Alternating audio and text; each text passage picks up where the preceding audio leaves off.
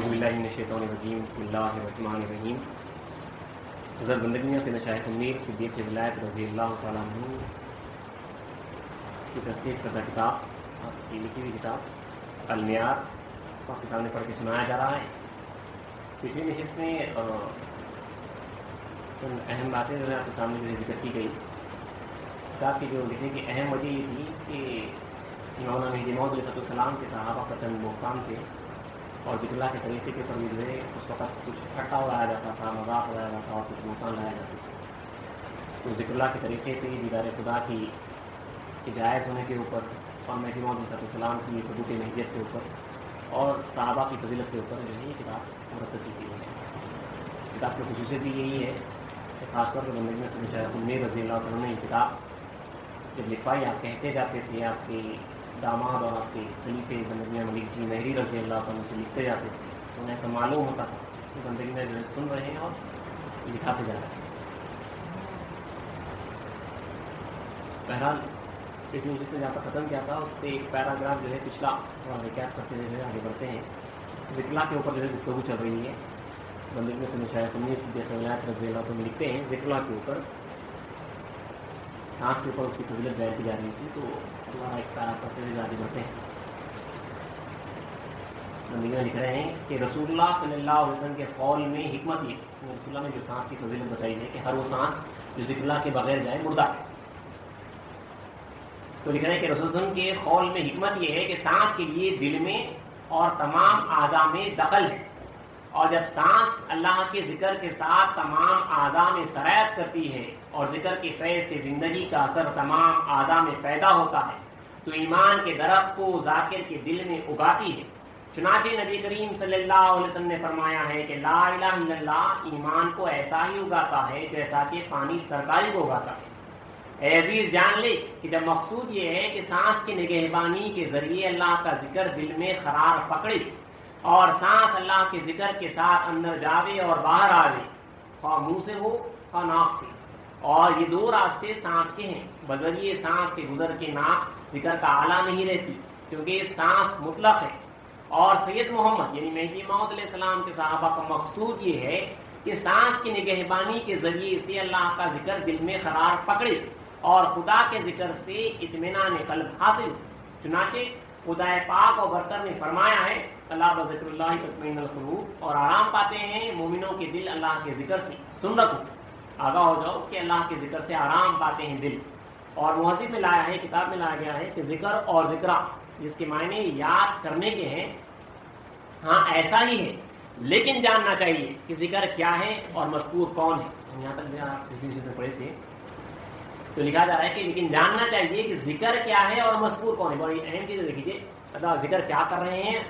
اب دیکھیے تین چیزیں ہوتی ہیں، ذکر، ذاکر اور مذکور. ذکر جو آپ کر رہے ہیں، ذاکر ذکر کرنے والا، مذکور جس کا ذکر کیا جا رہا. عشق، عاشق، معشوق، محب، محبوب اسی طرح ہوتا ہے. مطلب عشق کر رہے ہیں، جس طرح جو عشق کرتا ہے اسے عاشق کہتے ہیں، جسے عشق کیا جاتا ہے اسے معشوق کہتے ہیں. اب جس کا جو ذکر کر رہا ہے اسے ذاکر کہتے ہیں اور جس کا ذکر کیا جا رہا ہے اسے مذکور کہتے ہیں. اب ذاکر جو ہے آپ ہیں اور جو ہے مذکور جو ہے خدا تعالیٰ کی ذات ہوتا ہے. تو یہاں پہ اہم بات یہ ہے کہ لیکن جاننا چاہیے کہ ذکر کیا ہے اور مذکور کون ہے. ہم سمجھتے ہیں ہم جو ذکر کر رہے ہیں وہ ذکر ہے، لیکن اہم نقطہ یہاں پہ ہے کہ بندگی میں لکھ رہے ہیں کہ ذکر یہ ہے کہ اس کے واسطے سے ما سوا اللہ کا وجود مٹ جائے، یعنی اس کے ذریعے سے ما سوا اللہ، یعنی جو کچھ کہ اللہ کے سوائے ہے اس کا وجود، اس کا ہونا جو ہے ختم ہو جائے.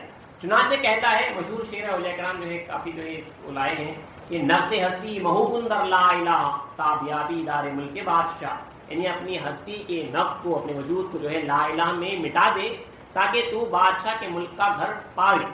اور ذاکر کو مذکور کے سوائے کسی چیز کا شعور نہ رہے، یعنی اتنا ذکر میں محو ہو جائے کہ ذاکر کو جو ہے مذکور یعنی خدا تعالیٰ کے علاوہ جو ہے کسی بات کا جو ہے شعور، آپ کو جو اندر کا کانشیس ہے وہ تک جو ہے نہ رہے. ذاکر کو مذکور کے سوائے کسی چیز کا شعور نہ رہے، نہ اپنا، نہ اپنے ذکر کا، نہ غیر کے وجود کا.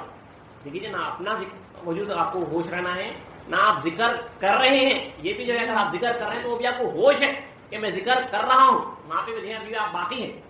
تو ذکر اس طرح سے محو ہے ذکر میں کہ ذاکر مذکور کے سوائے کسی چیز کا، ذاکر کو مذکور کے سوائے یعنی خدا تعالیٰ کے سوائے کسی چیز کا شعور نہ رہے، نہ اپنا نہ اپنے ذکر کا نہ غیر کے وجود کا. یعنی وجود کہتے ہیں کہ ہونا پن جو بولتے ہیں ایگزسٹنس, اس کو کہتے ہیں. تو کسی کے ہونے کا خیال نہ رہے, بلکہ اللہ واحد و احد کے سوائے کوئی چیز باقی نہ رہے. چنانچہ خدا پاک و برتر نے فرمایا ہے وَاذْكُرْ رَبَّكَ, یعنی اپنے پروردگار کا اور ذکر کر اپنے پروردگار کا جب ماں سوا اللہ کو بھول جائے. اللہ تعالیٰ صاف فرما رہے ہیں کہ اور ذکر کر اپنے پروردگار کا جب تو جو ہے بھول جائے. یہ قرآن مجید کی جو ہے آیت کا ترجمہ ہے. تو اس کا معنی سے لکھ رہے ہیں کہ یعنی جب تو اپنے نفس کو اور ماں سوا اللہ کو بھول جائے, جب بے خودی کے عالم میں یاد ہی نہیں سماتا تو اغیار کہاں سمائیں گے. یہ جو قرآن مجید کی آیت ہے کہ یہاں پہ بندگی میں نے جو اس کو آیت کو یہاں پہ لکھا ہے تو بڑی خاص آیت ہے. یہاں پہ اللہ کہہ رہا ہے کہ وَاذْكُرْ رَبَّكَ, یعنی اللہ کا جو ہے ذکر کر جب تو بھول جائے. بندگی میں شاہ نعمت رضی اللہ عنہ نے جو ہے اسی آیت کو جو ہے اپنے مکتوب میں لکھا ہے, اور اس کے نیچے جو ہے آپ نے ایک حدیث رسول صلی اللہ علیہ وسلم لکھی ہے جس میں جو ہے حضرت ابوبکر صدیق رضی اللہ تعالیٰ عنہ رسول صلی اللہ علیہ وسلم سے پوچھ رہے ہیں کہ یا رسول اللہ میں اللہ کا ذاکر کب بنوں. تو میں آپ کو روایت پڑھتا ہوں, اچھا نکتہ ہے یہ.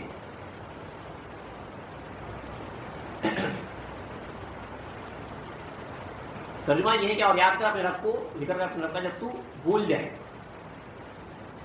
روایت ہے حضرت ابوبکر رضی اللہ عنہ نے رسول صلی اللہ علیہ وسلم سے پوچھا کہ میں کس وقت ذاکر رہتا ہوں. یہ بہت اہم نکتہ ہے, ذاکرین کے واسطے, سالکین کے واسطے جو اللہ تک پہنچنا چاہتے ہیں.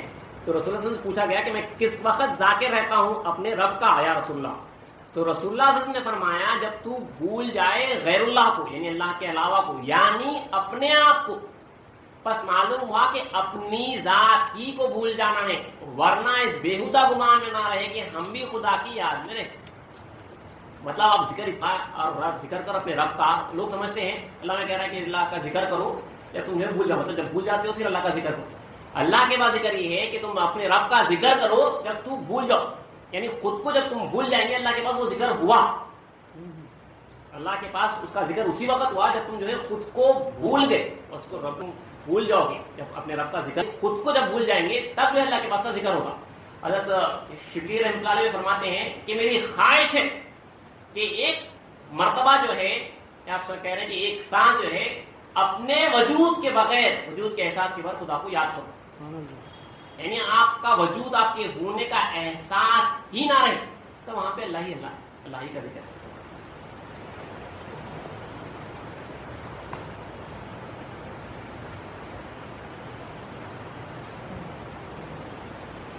آگے ایک شعر کا ترجمہ ہے کہ تو ذکر سے کیا چاہتا ہے مذکور کو طلب کر.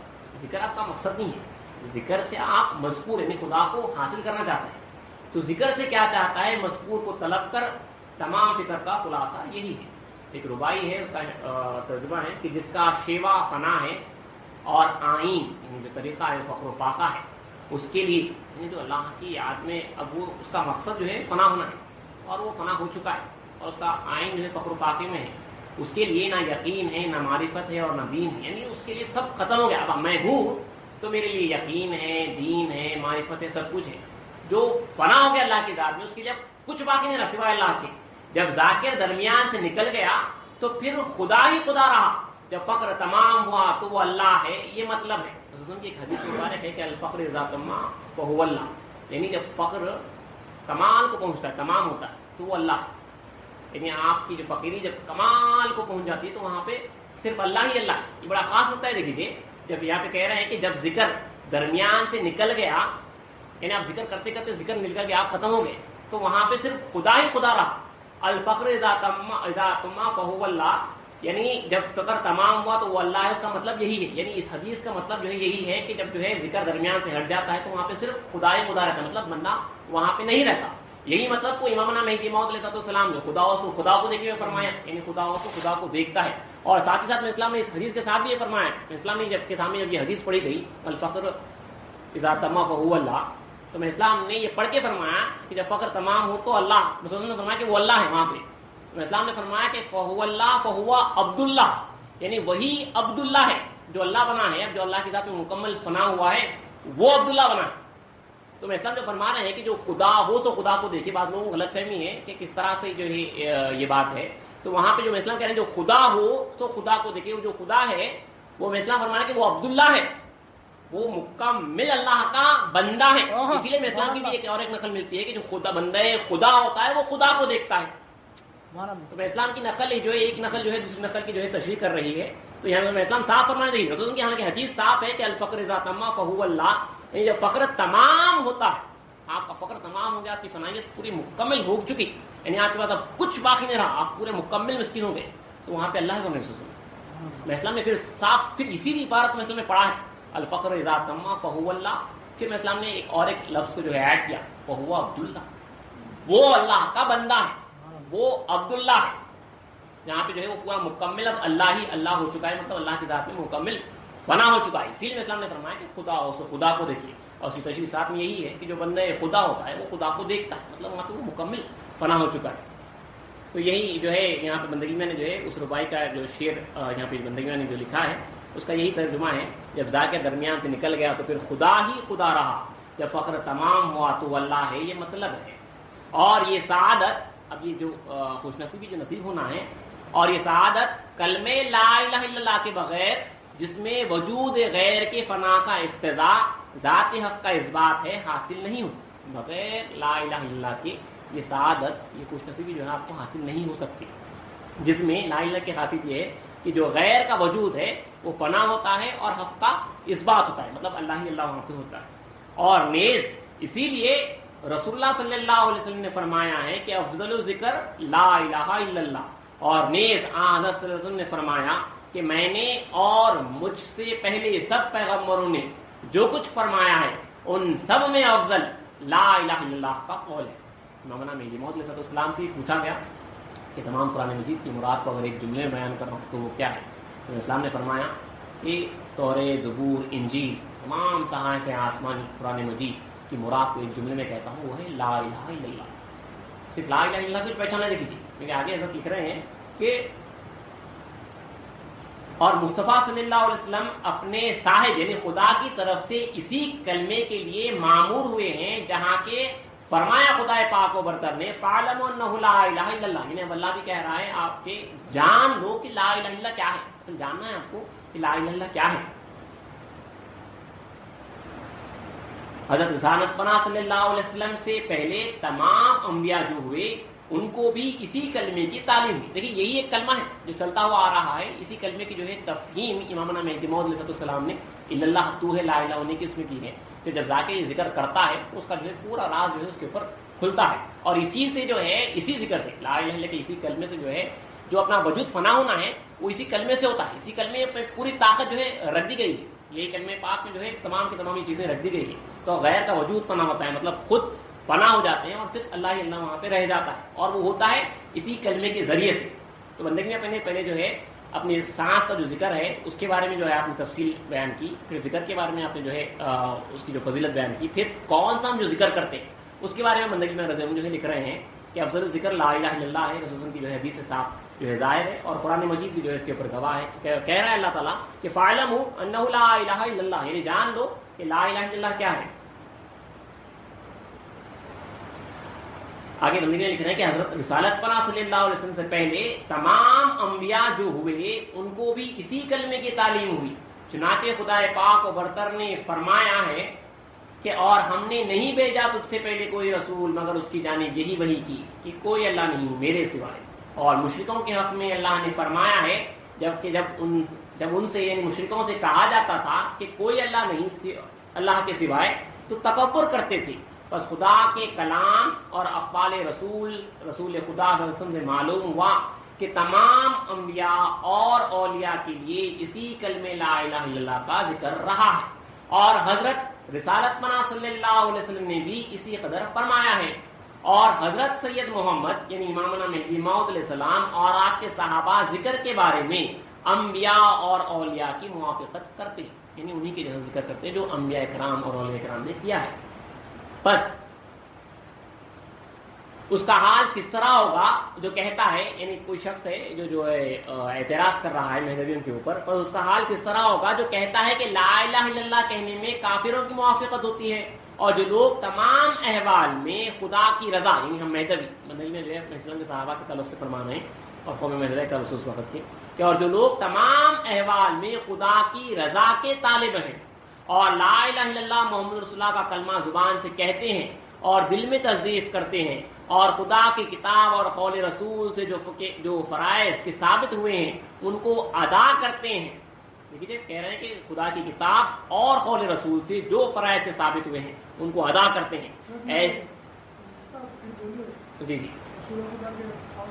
جی جی جی بندگی میں جو کہہ رہے ہیں نارملی ہم سمجھتے ہیں کہ جو ہے صرف قرآن مجید کے احکام سے جو ہے فرض ثابت ہوتا ہے. بندگی میں یہاں پہ فرما رہے ہیں اور خدا کی کتاب اور قول رسول سے جو فرائض کے ثابت ہوئے ہیں ان کو ادا کرتے ہیں. یہ ہمارا خاصہ ہے مہدی محمد اسلام کے صحابہ کا اور سب کا یہی طریقہ رہا ہے بزرگوں کا کہ خدا کی کتاب اور قول رسول سے جو فرض ثابت ہو رہا ہے اس پر جو ہے عمل کرتے ہیں. جو فرائض کے ثابت ہوئے ہیں ان کو ادا کرتے ہیں. ایسے لوگوں کو کفر و ضلالت کی طرف سے منسوخ کرنا عین ضلالت ہے. اگر ایسے لوگوں کو جو ہے آپ گمراہ سمجھ رہے ہیں تو وہ عین گمراہی. بس جو شخص کے ایسے لوگوں پر بدگمانی کرتا ہے اور جھوٹے الزامات لگاتا ہے چاہیے کہ خدا کی کتاب پر نظر کرے اور اپنے گمان سے باز آئے اور توبہ کرے. چنانچہ خدا پاک و برتر نے فرمایا ہے کہ مومنوں بچے رہو بدگمانیوں سے، بے شک بعض گمان بدگناہ ہے، اور اگر توبہ نہیں کرے گا اور اپنے گمان سے باز نہیں آئے گا تو اپنے نفس پر ظلم کرے گا. چنانچہ خدا پاک و برتر نے فرمایا ہے کہ اور جو شخص توبہ نہ کرے تو وہی لوگ ظالمین ہیں.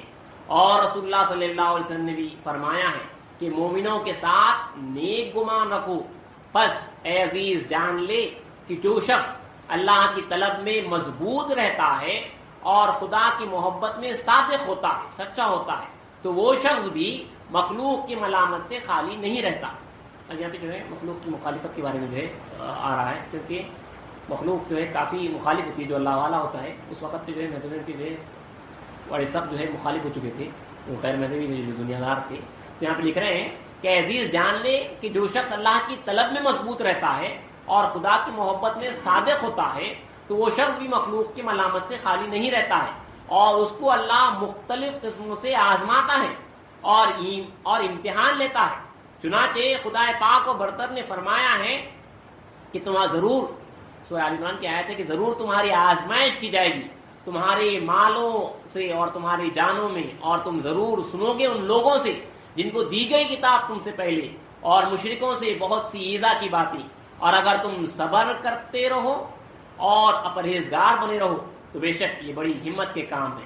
بس خدا کے دوست پر لازم ہے کہ صبر کرے اور بلا سے نہ ڈرے. اس لیے ہمارے بزرگان جو ہے قرآن مجید کی آیت وہ دعا بار بار پڑھتے بھی تھے. حضرت شیخ مصطفیٰ گجراتی رحمۃ اللہ علیہ نے جو ہے بار بار اپنی مکاتب میں لکھا ہے، کیونکہ اس وقت اتنے مظالم ڈھائے جا رہے تھے، تو لکھا ہے کہ اے رب ہم پر صبر کی پگھالے انیل دے.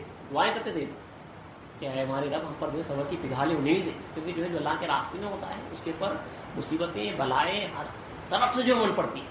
بلائے ہر دو عالم ایک جا جمع کردن پسارا عشق بازی نام کردن، یعنی دونوں جہاں کی بلاؤں کو مصیبتوں کو ایک جگہ جمع کر دو اور اس کا نام عشق بازی رکھ دو. تو جب یہ عشق بازی میں اترتا ہے تو ہر طرف سے ملامت ہوتی ہے، ہر طرف سے. دیکھیے خود بندگیاں فرماتے ہیں کہ بندہ جو ہے گالیوں کا جھاڑ بن چکا ہے تو مخلوق جو ہے سخت جو ہے مخالفت ہو جاتی ہے. یہاں پہ طالب کی آزمائش ہوتی ہے. تو اب یہاں پہ ہمارا کام صرف ایک ہی ہوتا ہے کہ آپ جو ہے صبر کریں. تو بندگی میں اب یہی کہہ رہے ہیں بس خدا کے دوست پر لازم ہے، جو اللہ کا دوست ہے اس پر لازم ہے کہ صبر کرے اور بلا سے نہ ڈرے اور مخلوق کی ملامت کا خوف نہ کرے تاکہ خدا کے دوستوں کے گروہ میں داخل ہو. چنانچہ خدا پاک و برتر نے فرمایا ہے فسوف یأتی اللہ بقوم، جو خدا مجید کی سورہ المائدہ کی آیت ہے کہ تو اللہ ایسی قوم پیدا کرے گا جس کو وہ دوست رکھتا ہوگا اور وہ اللہ کو دوست رکھتی ہوگی، یعنی جو اللہ سے اللہ محبت کرتا ہوگا اور وہ اللہ سے محبت کرتی ہوگی. نرم دل ہوں گے اذلۃ للمؤمنین عزت للکافرین، نرم دل ہوں گے مومنوں کے ساتھ، یہ مہدوی کی صفت ہے، اور سخت دل ہوں گے کافروں کے ساتھ. جانے لڑا دیں گے اللہ کی راہ میں اور کسی ملامت کرنے والے کی ملامت سے نہ ڈریں. یہ صفت ہے دیکھیے اللہ والوں کی، سورہ المائدہ کی 54ویں آیت ہے. اس میں اللہ فرما رہا ہے کہ اللہ ایک ایسی قوم کو لائے گا جس کو وہ محبت کرتا ہے اور وہ قوم اللہ سے محبت کرتی ہے.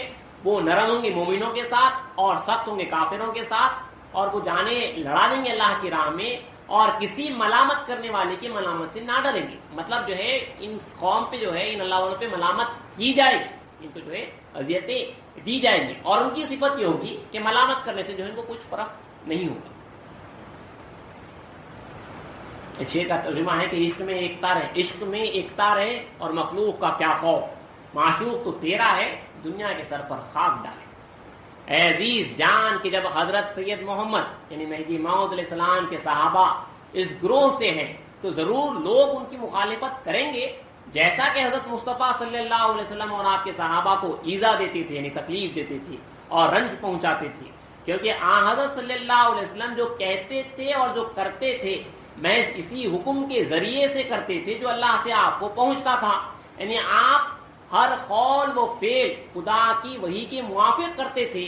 چنانچہ خدا پاک و برتر نے فرمایا ہے، سورۃ النجم کی آیت ہے کہ وما ینطق عن الهوى ان هو الا وحی یوحی، یعنی اور نہ بات کرتا ہے اپنی خواہش نفس سے، یہ وہی ہے جو اس کو بھیجی جاتی ہے، رسول کی شان ہے۔ تو رسول مطلب جو بھی کر رہے ہیں اور جو بھی کہہ رہے ہیں وہ اللہ کی جو ہے وہی ہے جو آپ پر کی جا رہی ہے۔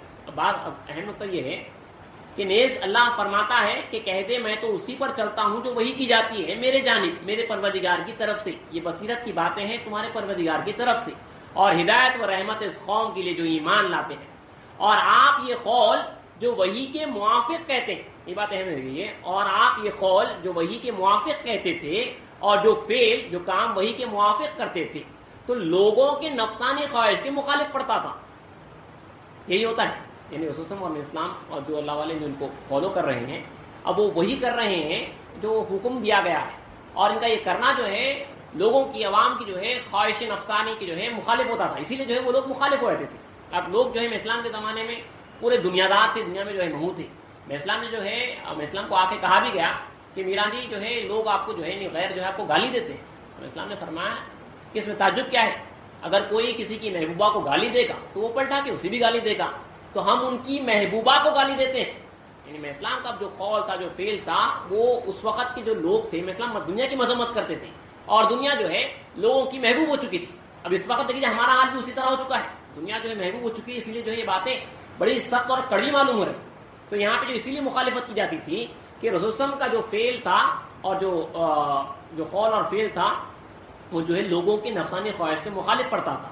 آگے بندے میں لکھ رہے ہیں کہ کیونکہ ان پر نفس کی رونتیں اس قدر غلبہ کرتی تھیں کہ کسی شخص کو اپنے برابر نہیں سمجھتے تھے، اور اس علم کتاب پر جو ان کے نزدیک تھا اسی پر شادمانی اور غرور کرتے تھے اور اسی پر خوش تھے، اور حضرت صلی اللہ علیہ وسلم اور آپ کے صحابہ کا ٹھٹا اڑاتے تھے یعنی مذاق اڑاتے تھے۔ اے نفس و ہوا کا یہ طریقہ ہمیشہ رہا ہے، چنانچہ خدا پاک و برتر نے فرمایا ہے، سورہ مومن کی آیت ہے کہ پھر جب ان کے پاس آئے ان کے پیغمبر معجزہ لے کر یہ لوگ خوش ہوئے اس پر جو ان کے پاس علم تھا اور ان پر الٹ پڑا جس کی یہ ہنسی اڑایا کرتے تھے، اور کہتے تھے کہ امی لوگ کیا اس بات کے لائق ہیں، حسد اور دشمنی کی وجہ سے جاہل ہو گئے باوجود اس علم کے جو ان کے گمان میں تھا۔ چنانچہ اپنے رسول اور اپنی کتاب سے بھی انکار کر بیٹھے، کیونکہ انہوں نے کہا کہ اللہ نے بشر پر کوئی چیز نہیں اتاری۔ ان کا ایسے شخص سے انکار کرنا جو خدا کی طرف سے خبر لاتا ہے اسی وجہ سے ہے کہ اکثر لوگ اپنے باپ دادا کی تقلید سے باہر نہیں آتے اور رسول کے ساتھ موافقت نہیں کرتے۔ چنانچہ خدا پاک و برتر نے فرمایا ہے کہ اور اسی طرح ہم نے جو بھیجا تھا اور اسی طرح ہم نے جو بھیجا تجھ سے پہلے کسی گاؤں میں ڈرانے والا، تو وہاں کی عیش و عشرت کی زندگی بسر کرنے والوں نے یہی کہا کہ ہم نے پایا اپنے باپ دادا کو ایک طریقے پر اور ہم انہی کی پیروی کر رہے ہیں۔ مطلب جو لوگ گمراہ ہو چکے تھے، جو قوم، وہ لوگ ان کی پیروی کر رہے تھے جو آلریڈی سے پہلے سے جو ہے گمراہ تھے۔ دیکھیے اس سے جو ہے اپنی تقلید کا انکار نہیں کیا سکتا۔ ہم مومنین کی جو ہے جماعت سے تعلق رکھتے ہیں، ہمارے جو اوپر گزرے دن گزرے ہیں وہ اللہ والے خدا کو دیکھنے والے گزرے ہیں۔ تو اس وقت مہدی موعود علیہ السلام کے وقت پہ بندگی میں اور ان کے وقت پہ جو اس وقت جو مسلمان گمراہ ہو چکے تھے وہ ان کے باپ دادا کی تقلید کر رہے تھے جو آلریڈی اس وقت دنیا میں ملوث تھے، گمراہ تھے۔ تو وہی جو ہے ان کے تعلق سے یہ بات کی جا رہی ہے کہ اکثر لوگ اپنے باپ دادا کی تقلید سے باہر نہیں آتے اور رسول کے ساتھ موافقت نہیں کرتے۔ چنانچہ خدا پاک و برتر نے فرمایا ہے کہ اور اسی طرح ہم نے جو بھیجا تجھ سے پہلے کسی گاؤں میں ڈرانے والا، تو وہاں کی عیش و عشرت کی زندگی بسر کرنے والے، دیکھیے یہ صفت ہے ان کی، وہاں کی عیش و عشرت کی زندگی بسر کرنے والوں نے یہی کہا کہ ہم نے پایا اپنے باپ دادا کو ایک طریقے پر اور ہم انہی کی پیروی کر رہے ہیں۔ اور یہ خبر اب تک اللہ تعالیٰ مالداروں اور دنیا کے پیشواؤں کے احوال کے متعلق دیتا ہے لیکن انبیاء کے ساتھ بدسلوکی اور ان کو قتل کرتے اور ان کو جھٹلانے کی شرارت دنیا کے پیشواؤں اور دنیا کے بڑے لوگوں سے جو جاہ و ریاست میں ممتاز ہوئے ہیں انہی لوگوں سے پیدا ہوئی ہے۔ چنانچہ خدا پاک و برتر نے فرمایا کہ اور اسی طرح ہم نے پیدا کی ہر بستی میں گنہگاروں کے سردار تاکہ وہاں ہیلے لایا کرے، اور جو ہیلے کرتے ہیں سو اپنے ہی حق میں کرتے ہیں، وہ لیکن نہیں سمجھتے۔ پس جان اے عزیز کہ جب مہدی علیہ السلام مصطفیٰ صلی اللہ علیہ وسلم اور دوسرے پیغمبروں کے تابع ہیں تو بالضرور دنیا کے بڑے لوگوں کا گروہ بھی مہدی علیہ السلام کے ساتھ عداوت کرتا ہے، یعنی دشمنی کرتا ہے اور مخالفت کرتا ہے۔ چنانچہ محی الدین ابن عربی رحمۃ اللہ علیہ روایت کرتے ہیں کہ جب یہ امام مہدی نکلیں گے تو ان کے کھلے دشمن خاص کر عالموں کے سوائے کوئی اور نہ ہوں گے، کیونکہ عالموں کی حکومت باقی نہ رہے گی۔ یہ بات مہدی علیہ السلام کی صداقت کی دلیل ہے۔ پس معلوم ہوا کہ جو شخص انبیاء کی پیروی کرے گا وہ شخص قیامت تک ہرگز مخلوق کی ایذا سے نہیں بچے گا، مطلب جو صحیح راستے پہ ہے اس کی جو ہے سخت مخالفت کی جائے گی۔ اور سید محمد یعنی مہدی موعود علیہ السلام کے اصحاب بھی اسی گروہ سے ہیں کہ مصطفیٰ صلی اللہ علیہ وسلم کی پیروی کرتے ہیں، پس بالضرور مخلوق ان کے ساتھ بھی مخالفت کرتی اور ان کو تکلیف پہنچاتی ہے اور ناشائستہ صفات سے ان کو منسوب کرتی ہے۔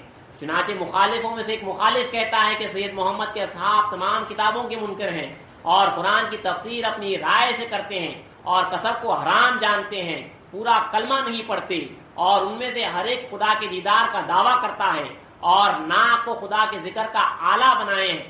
اور دیکھیے یہ جو تہمتیں لگائی گئی ہیں، بات یہ ہو رہی ہے یہاں پہ کہ چنانچہ مخالفوں میں سے ایک مخالف کہتا ہے کہ سید محمد کے اصحاب تمام کتابوں کے منکر ہیں اور قرآن کی تفسیر اپنی رائے سے کرتے ہیں اور کسب کو حرام جانتے ہیں، پورا کلمہ نہیں پڑھتی، اور ان میں سے ہر ایک خدا کے دیدار کا دعویٰ کرتا ہے اور ناک کو خدا کے ذکر کا آلہ بنائے ہیں۔ ان تمام باتوں کو انہوں نے سید محمد یعنی مہدی موعود کے صحابہ کی طرف جو منسوب کیا ہے محض جھوٹ ہے، کیونکہ صحابہ حق کے طالب ہیں اور حق کی طلب کے لیے تمام کتابوں کا مطالعہ کرتے ہیں۔ جو بات کی کتاب خدا اور احادیث رسول کے موافق ان کتابوں میں پاتے ہیں اس پر عمل کرتے ہیں، اور تفسیر بالرائے تو وہ ہوتی ہے کہ مفسر کو خدا تعالیٰ سے علم حاصل نہ ہوا ہو بلکہ محض اپنی فکر سے تفسیر کرے، اس حال میں کہ خود نفس اور خواہش نفسانی کے قید میں گرفتار ہے، اور قرآن کی تفسیر اپنے حال کے موافق بیان کرتا ہے۔ اور نیز جاننا چاہیے کہ ہر چند آیات قرآن کے لیے شان نزول ہے، لیکن قرآن کے معنی مطلق ہے۔ ہر جو قرآن کی آیت ہے اس کے لیے جو ہے شان نزول ہے، یعنی ایک جو ہے وجہ ہے جو قرآن کی آیت نازل ہوئی، اور اس کا مگر حکم جو ہوتا ہے وہ مطلق ہوتا ہے۔ تو آپ کہہ رہے ہیں کہ نیز جاننا چاہیے کہ ہر چند آیات قرآن کے لیے شان نزول ہے لیکن قرآن کے معنی مطلق ہے، یعنی ہر ایک کے لیے قرآن قیامت تک اس کے دین پر حجت ہے۔ اور حضرت سید محمد مہدی موعود علیہ السلام کے صحابہ بھی اپنے حال کو کتاب خدا کے سامنے پیش کرتے ہیں اور قرآن کی پیروی کی جستجو کرتے ہیں، اس کے بعد قرآن کا بیان کرتے ہیں اس طریقے پر کہ وہ طریقہ نظم و عبارت قرآن سے زیادہ قریب اور زیادہ مناسب ہوتا ہے، کیونکہ قرآن کے وجوہ بہت ہیں اور ہر شخص اپنے حوصلے کے موافق سمجھتا ہے اور اپنی سمجھ کے موافق بیان کرتا ہے۔ اور سید محمد کے صحابہ یعنی سید محمد مہدی موعود کے صحابہ بھی بیان کرتے ہیں، اور یا اہل الکتاب کی آیت میں اہل کتاب سے مراد علماء بنی اسرائیل اور ان کے مانند لوگوں کو لیتے ہیں۔ دیکھیے خاص طور پہ بندگی میں نے یہاں پہ ایک نقطہ لکھا ہے، اصول بتایا گیا ہے، اصل اصول ہے یہ کہ قرآن کا جو بیان ہوتا تھا وہ کس وجہ سے ہوتا تھا۔ بالکل اس کے اندر جو ہے ایک چھوٹے سے جملے میں جو ہے ایک بہت بڑی ٹاپک اور ایک بہت بڑے فتنے کو جو ہے بندگی میں نے جو ہے یہاں پہ اسی وقت پہ جو ہے یہاں پہ ختم کیا دیجیے کہ ہمارا قرآن کا بیان اور اصول کس طرح سے تھا۔ یعنی آپ یہاں پہ لکھ رہے ہیں، ایک آیت بیان کر کے لکھ رہے ہیں کہ یا اہل کتاب جو اللہ تعالیٰ قرآن مجید میں کہہ رہا ہے، یعنی اہل کتاب، تو اہل کتاب سے مراد جو ہے اب الگ الگ قوم ہے جو وہ اپنی اس سے مراد جو ہے کچھ الگ الگ معنی لے رہے ہیں۔ اہل کتاب سے نارمل جو معنی ہیں جو پرانی کتاب والے لوگ ہیں وہ بیان کی جا رہی ہیں یہاں پہ۔ اب اہل کتاب سے بعض لوگ جو ہے اس قرآن مجید والوں کو بھی لیتے ہیں، یعنی مسلمانوں کو بھی لیتے ہیں، ہم بھی اہل کتابیں کہتے ہیں، لیکن اب بندگی میں رضی اللہ تعالیٰ عنہ یہ اصول بیان کر رہے ہیں کہ ہمارے پاس کا اصول کس طرح سے جو ہے رہا ہے. تو یہاں پہ یہ کہہ رہے ہیں کہ یا اہل الکتاب کی آیت میں اہل کتاب سے مراد ہم کیا لیتے ہیں؟ بتایا جا رہا ہے کہ مراد علماء بنی اسرائیل اور ان کے مانند لوگوں کو لیتے ہیں. اور دوسرا جواب اس بات کا کہ کہتے ہیں، دیکھیے جب یہاں پہ جو 3-4 جو اعتراضات تھے، ایک تو یہ کہ سید محمد کے صاحب تمام کتابوں کی منکر ہیں، تو بندگی میں نے اس کا جواب دیا کہ جو تمام کتابیں اس کا جو ہے مطالعہ کرتے ہیں، جو کتاب خدا اور احادیث رسول کے موافق ہیں ان کتابوں میں پاتے ہیں اور اس پر عمل کرتے ہیں. پھر دوسرا جو اعتراض تھا کہ قرآن کی تفسیر اپنی رائے سے کرتے ہیں، تو اس کی جو تفصیل آپ کے سامنے بیان کی گئی ہے، اس کی آپ نے ابھی بھی عبارت پڑھی ہے. پھر تیسرا اعتراض ہے کہ کسب کو حرام جانتے ہیں، یعنی جو نوکری چاکری ہے اس کو حرام کہتے ہیں. میں اسلام کے سامنے بھی آ کے جو ہے یہ اعتراض کیا گیا تھا کہ آپ جو ہے کسب کو حرام کہتے ہیں. تو میں اسلام نے جو ہے آپ نے صاف یہ فرمایا کہ بندہ جو ہے کیوں کر اس چیز کو حرام کرے گا جس کو جو ہے رسول اللہ نے حرام نہیں کیا، یعنی علم پڑھنے کو، کسب کرنے کو. بندہ جو ہے خدا کے ذکر دوام جو ہے، یعنی اللہ تعالیٰ کا جو ذکر ہے اس کو فرض کہتا ہے، ہمیشہ جو اللہ کا ذکر فرض کرتا ہے، اور جو چیز اس کو مانے آئے گی یعنی اس کی جو رکاوٹ بنے گی اس کو حرام کہتا ہے، چاہے وہ علم پڑھنا ہو، چاہے وہ کسب کرنا ہو، کچھ بھی ہو، یعنی جو اللہ کے راستے میں اللہ کے ذکر کو روکے گی وہ حرام اسلام فرما ہے. تو اسی کو جو ہے میں اسلام نے ترک دنیا کے واسطے فرمایا ہے. تو اس وقت پہ جو ہے یہ الزام لگایا جاتا تھا کہ یہ لوگ جو ہے کسب کو، نوکری چاکری کو جو ہے حرام کرتے ہیں. حالانکہ اسلام نے فرمایا کہ مومن بنو اور کسب کرو. تو مومن وہی ہوتا ہے جو ہر حال جو ہے اللہ تعالیٰ کا جو ہے ذکر کرتا ہے. تو آپ ذکر کرتے رہو اور اللہ تعالیٰ اور ذکر کرتے رہو اور جو ہے کسب کرو. تو یہاں پہ اس اعتراض کا جواب دیا جا رہا ہے کہ اور دوسرا جواب اس بات کا کہ کہتے ہیں کہ سید محمد کے صحابہ کسب کو حرام جانتے ہیں. یہ ہے کہ صحابہ کسب کو حرام نہیں جانتے لیکن اپنی جماعت کے درمیان کہتے ہیں کہ اللہ کے طالب کو چاہیے. دیکھیے ہمارے پاس اکثر کاسبین ہیں یہاں پہ، جو سے بہت اچھا ایک نقطہ ہے. آپ کہہ رہے ہیں، جواب دے رہے ہیں کہ یہ ہے کہ صحابہ کسب کو حرام نہیں جانتے لیکن اپنی جماعت کے درمیان کہتے ہیں کہ اللہ کے طالب کو چاہیے کہ جس کام میں مشغول ہو انصاف سے نظر کرے. اگر وہ کام اللہ کے ذکر اور اللہ کی طرف توجہ کا معنی ہوتا ہے، رکاوٹ بنتا ہے، تو اس کو چھوڑ دے اور اپنی ذات پر اس کو حرام قرار دے، بلکہ اس کو اپنا بت سمجھے.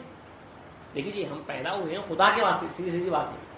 اب آپ جو ہے اللہ کے واسطے پیدا ہوئے ہیں اور جو ہے اسے بھول کے جو ہے اگر کسب کر رہے ہیں، خدا کو بھولنا اسی لیے جو ہے حرام قرار دیا گیا ہے. اسلام نے یہ صاف فرمایا ہے کہ غفلت حرامس ہرچے موجب غفلتس حرامس، یعنی خدا کو بھولنا حرام اور ہر جو غفلت کی وجہ بنے گی وہ بھی حرام. تو یہاں پہ صاف کہا جا رہا ہے کہ آپ جو بھی کام کرو اس کے اوپر جو ہے نظر کرو، کیا جو ہے وہ تمہیں خدا سے بھلا رہی ہے. اگر خدا سے وہ چیز بھلا رہی ہے تو وہ تمہارے اوپر حرام ہے. ہمارے پاس کسب جو ہے جائز ہے، اب آپ کو اس کے اوپر نظر کرنا ہے کہ جو ہے آپ اس کسب میں خدا کو بھول رہے ہیں کیا کر رہے ہیں. بعض بچہ کے کہتے ہیں کہ جو ہے جاب پہ جو ہے میں نماز پڑھنے کا موقع ہی نہیں ملتا. بعض لوگوں کو موقع مل جاتا ہے جماعت سے نہیں نماز جو ہے کرنا تو نماز پڑھ لیتے ہیں. بعض کہتے ہیں کہ جو ہے موقع ہی نہیں ملتا. تو سیدھی بات ہے، اس نوکری حرام ہے. سبحان اللہ، آپ اس نوکری ہی نہیں کر سکتے. آپ پیدا خدا کے واسطے میں، اب آپ سمجھ رہے ہیں کہ جو ہے میں مجبور ہوں، میں نماز ہی نہیں پڑھ سکتا، یعنی مجھے وہ ماحول ہی نہیں ملا کہ جو ہے مجھے موقع ہی نہیں ملتا کہ میں نماز پڑھ سکوں. تو سیدھی بات ہے آپ کے واسطے وہ نوکری حرام ہے. کیونکہ امامنا مہدی اسلام فرما رہے ہیں کسب کے شرائط میں کہ بانگ نماز کے بعد، یعنی اذان ہونے کے بعد جو کسب کیا جائے گا نماز پڑھے بغیر، وہ کسب حرام ہے. تو آپ جو نماز چھوڑ کے اگر کسب پڑھیں گے اور سمجھ رہے ہیں کہ آپ شام میں آ کے جو ہے قضا نماز ادا کر لیں گے، تو آپ جو ہے بڑی غفلت میں بلکہ جو ہے حرام کسب کر رہے ہیں. تو اللہ نے یہ اختیار ہمیں دیا ہے، اللہ نے ہمیں جو ہے یہ طاقت دی ہے کہ اچھا کسب کر سکتے ہیں. اگر آپ جو خدا کے طالب ہیں اور خدا سے ڈرتے ہیں، خدا کے واسطے پیدا بھی آپ کو معلوم ہے، تو آپ جو ہے برابر اللہ کو جو ہے وہ کسب ملائے گا جہاں پہ جو آپ اس کی بندگی کر سکتے ہیں. تو یاد رکھیے آپ. تو یہاں پہ صحابہ کہہ رہے ہیں کہ صحابہ اپنی جماعت کے درمیان کہتے ہیں کہ اللہ کے طالب کو چاہیے جس کام میں مشغول ہو انصاف نظر کرے. اگر وہ کام اللہ کے ذکر اور اللہ کی طرف توجہ کا معنی ہوتا ہے تو اس کو چھوڑ دے اور اپنی ذات پر اس کو حرام قرار دے، بلکہ اس کو اپنا بت سمجھے. جیسا کہ نبی کریم صلی اللہ علیہ وسلم نے فرمایا کہ جو چیز تجھے اللہ سے پھیرے وہ تیرا بت ہے. کوئی شخص سمجھے کتاب پڑھ رہا ہے، کھیل رہا ہے، کسی کام میں مشغول ہے، فون میں، تو اور اس وقت جو ہے وہ اللہ کو بھولا ہوا، بڑی دھیان والی بات ہے، فون میں ہے اور اللہ کو بھولا ہوا، تو رسول اللہ فرمانا ہے کہ جو چیز تجھے خدا سے بھلائے وہ تیرا بت ہے، مطلب وہ بت ہے اور آپ اس وقت بت پرستی کر رہے ہیں. سیدھی سیدھی باتیں ہیں. جو چیز آپ کو اللہ کو بھلا رہی ہے وہ جو ہے بت ہے اور آپ اس وقت جو ہے بت پرستی کر رہے ہیں. نبی کریم صلی اللہ علیہ وسلم نے فرمایا کہ جو چیز تجھے اللہ سے پھیرے وہ تیرا بت ہے، یعنی پس وہ تیرا طاغوت ہے، وہ شیطان ہے. پس ہر چند کے خرید و فروخت، یعنی آپ سامان خریدتے ہیں، بیچتے ہیں، تجارت کرتے ہیں، مطلب خرید و فروخت، بے مضاربہ، مزدوریاں اور کسب شرع میں حلال ہیں. نہیں جو ہے خرید فروخت کرنا، تجارت کرنا، کاروبار کرنا، یہ تمام مزدوری وغیرہ کرنا، کسب جو ہے شرع میں حلال ہے. ایک اچھا نقطہ ہے، دیکھ لیجیے بات کو ختم کرتے ہیں کہ اللہ تعالیٰ نے ان چیزوں کو حلال کیا ہے. کسب جو ہے شرع میں حلال ہے. اللہ تعالیٰ ان چیزوں کو، بڑا اچھا نقطہ دیکھ لیجیے، ان چیزوں کو حلال کر کے اپنے دوستوں کو آزمایا ہے. یہ چیزیں حلال ہوئی، آپ نے حلال ہے میں کسب کر سکتا ہوں.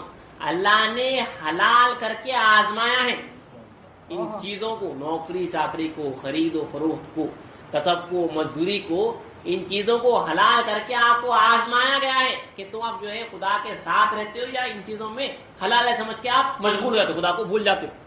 یہ بات اہم نقطہ ہے. دیکھیے آگے بندے لکھ رہے ہیں اللہ تعالیٰ ان چیزوں کو حلال کر کے اپنے دوستوں کو آزمایا ہے. چنانچہ حضرت کے صحابہ، یعنی رسول اللہ کے صحابہ کے حق میں قصے جنگ بدر میں جہاں کے کافروں کو شکست ہوئی اور مومنوں کو مال غنیمت ملا. مال غنیمت جو ہے حلال ہے، دیکھیے بات ہے. اور مومنوں کو مال غنیمت ملا جو حلال طیب ہے. اللہ تعالیٰ نے فرمایا اور تاکہ آزمائے مومنوں کو اچھا آزمانا. اور جب حضرت کے صحابہ حلال طیب مال غنیمت کے پہنچنے سے آزمائے گئے تو پھر دوسرے لوگ جو ان چیزوں میں مشغول ہوتے ہیں جو شرع میں حلال ہے تو اس آزمائش سے کس طرح بچ سکیں. یعنی جو ہے رسول اللہ کے صحابہ جو ہے مال غنیمت جو طیب ہے اس سے آزمائے گئے. خدا کو ہمیں بھولتے ہیں، کیا کرتے ہیں وہاں پہ آزمائے گئے. مال غنیمت جو ہے وہاں پہ دیکھے جو ہے حلال ہے، وہ مگر صاف کہا جا رہا ہے کہ جو ہے اچھا آزمانا سے آزمایا گیا ان کو. ہم تو جو ہے کن کن چیزوں سے جو ہے آزمائے جا رہے ہیں اور جو ہے جو منع شدہ چیزیں ہیں اس میں جو ہے مشغول ہو رہے ہیں. یہاں پہ جو ہے حلال چیزوں سے جو ہے آزمایا جا رہا ہے. تو صاف بندے میں لکھ رہے ہیں قرآن مجید کی آیت کے حوالے سے کہ اللہ تعالیٰ فرما رہا ہے کہ اور تاکہ آزمائے مومنوں کو اچھا آزمانا. اور جب حضرت کے صحابہ حلال طیب مال غنیمت کے پہنچنے سے آزمائے گئے. ہم تو نوکری چاکری کر کے جو حلال طیب نہیں حلال ہے، وہ پیسہ آ رہا ہے، نوکری چاکری آپ کی جو چل رہی ہے وہ حلال ہے، اس پہ اگر آپ خدا کو بھول رہے ہیں تو جو ہے آپ اچھے خاصے جو ہے نقصان میں چلے جا رہے ہیں. جب حضرت کے صحابہ حلال طیب مال غنیمت کے پہنچنے سے آزمائے گئے تو پھر دوسرے لوگ جو ان چیزوں میں مشغول ہوتے ہیں جو شرع میں حلال ہے. ہم سمجھتے ہیں جو ہے بیوی بچے جو ہے حلال ہے، آپ کو کھانا پینا حلال ہے، آپ کو کپڑے اچھے پہننا کرنا سب یہ جو ہے حلال چیزیں ہیں، آپ کی سواری وغیرہ سب حلال چیزیں ہیں. مگر یہ آزمائش کی چیزیں یاد رکھیے. تو پھر دوسرے لوگ جو ان چیزوں میں مشغول ہوتے ہیں جو شرع میں حلال ہے تو اس آزمائش سے کس طرح بچ سکیں. بلکہ بلائے حسنہ اچھی آزمائش جو مراد کے موافق ہے ان آزمائشوں سے بڑی ہے جو مراد کے مخالف ہے. یہ آپ بات کو سمجھیے. مطلب جو ہے آپ کو ایک چیز پسند ہے جو حلال ہے، سمجھیے، اور ایک چیز آپ کو نہیں پسند ہے وہ بھی حلال ہے. ایک چیز پسند ہے جو حلال ہے، ایک چیز نہیں پسند ہے جو حلال ہے. تو رسول فرما رہے ہیں کہ بلائے حسنہ اچھی آزمائش جو ہوتی ہے جو آپ کو پسند ہے وہ آزمائش ہے. تو فرما رہے ہیں کہ بلکہ بلائے حسنہ اچھی آزمائش جو مراد کے موافق ہے ان آزمائشوں سے بڑی ہے جو مراد کے مخالف ہے. آپ کو جو پسند نہیں ہے، آپ کی خواہش نہیں ہے، آپ سے اس میں آزمائش نہیں ہے. آزمائش تو جو ہے آپ کی جو مراد والی ہے ان چیزوں میں آزمائش ہے. آپ سمجھ رہے ہیں حلال ہے اور آپ جو اس میں مشغول ہو رہے ہیں، مطلب خدا کو بھول رہے ہیں. آزمائش یہی ہے کہ خدا کو بھولتا ہے نہیں بھولتا ہے. اچھی اچھی چیزیں دیکھیے، حلال چیزیں کر دے گی، حلال کر دے گی تمہارے لیے. تو حلال کرنے کی سمجھ کے اگر وہ خدا کو بھول گیا جس نے حلال کی تھی تو وہاں پہ وہ آزمائش فیل ہو گیا. اس بات کو سمجھا، اللہ نے جو ہے تمہارے پر یہ چیز حلال کی تو آپ اس چیز میں جو ہے مشغول اگر ہو گئے تو آپ خدا کو بھول گئے. خدا نے جو ہے آپ کو دنیا میں بھیجا، دنیا آپ کو جو ہے حلال کی گئی اور جو ہے اللہ نے وعدہ لے کے جو ہے آپ کو بھیجا گیا یہاں پہ. آپ یہاں پہ آئے حلال جگہ پہ اور خدا کو بھول گئے تو آپ فیل ہو گئے. خدا کو آپ نے یاد رکھا حلال کام کرتے ہوئے تو آپ جو ہے وہاں پہ کامیاب ہو گئے.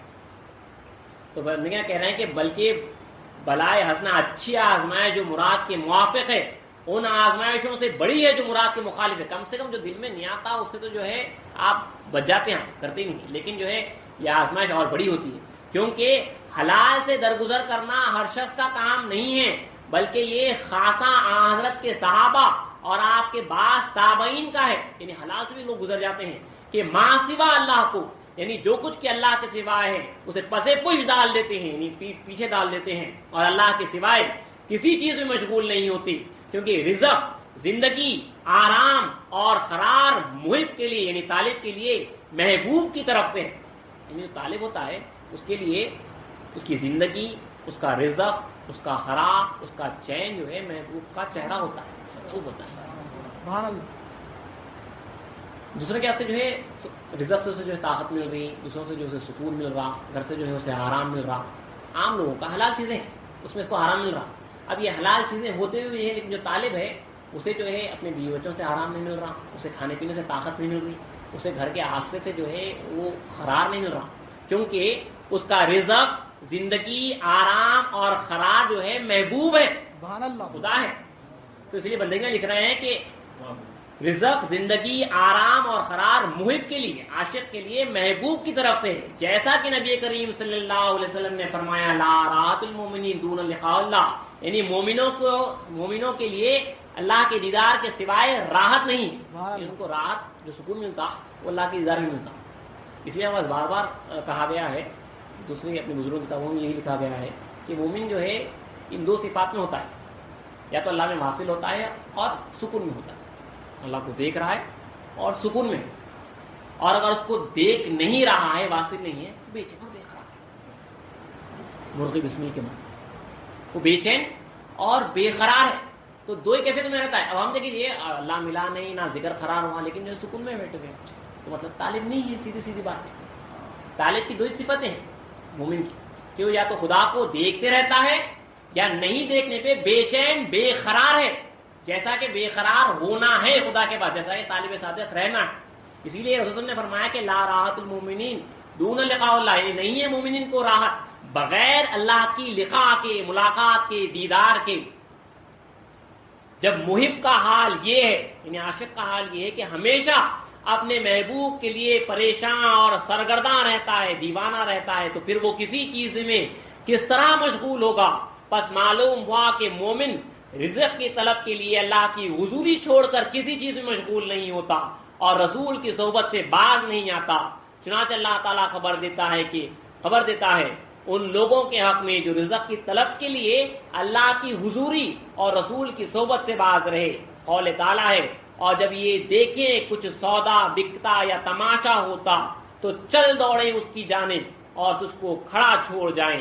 کہہ دے کہ جو اللہ کے پاس ہے وہ بہتر ہے تماشے سے اور سودے سے, اور اللہ سب سے بہتر روزی دینے والا ہے.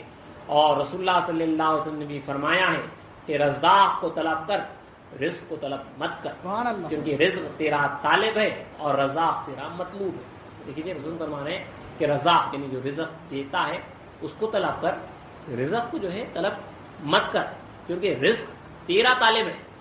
رزق جو ہے لکھ دیا گیا, رزق جو ہے تجھے ڈھونڈ رہا ہے, رزق جو ہے تیرا طالب ہے, اور تو جو ہے رزاق کا طالب بن, اور رزاق تیرا مطلوب ہے, اور خدا تعالیٰ جو ہے تمہارا مطلوب ہے. تمہیں چاہیے کہ جو ہے تم خدا کے طالب بنو. بس کلام خدا مطلب جو ہے دیکھیے, جب یہ رزق کے واسطے ہم پیدا ہوئے ہیں اللہ کے واسطے, بیچ میں اللہ نے یہ آزمائش کے واسطے رزق جو کچھ کہ اللہ نے جو ہے پروویژن دیے, جو کچھ کہ اللہ نے پرووائڈ کیا ہے وہ تمام رزق ہے.